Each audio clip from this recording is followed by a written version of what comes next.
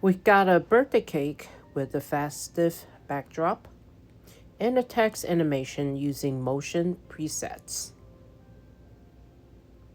Let's add some music and sync our animation to it. I've trimmed down a song and imported. This birthday song contains the lyric, which is the text that's animated. Let's add this song to our timeline and sync up the animation with the music. Make a new layer and drag the song onto the pasteboard. It doesn't matter where you put it. Once it's dragged out from the library, its waveform appears in the layer. To make the waveform easier to see, right-click on the layer, open its properties, and change the layer height. We can also widen the frames. In the Properties panel, in the Sound section, says Sync to Stream. When audio is set to stream, Animate synchronizes it with the timeline. Setting it to stream also lets you scrub the timeline to hear the song.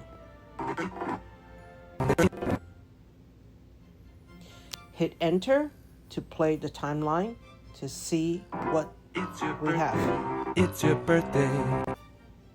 All of our text animation happens at the same time.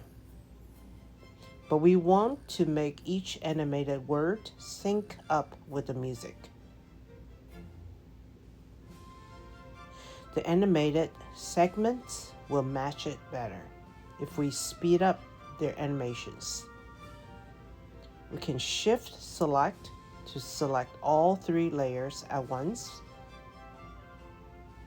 Place the cursor at the end of the spans and drag them to shorten the length.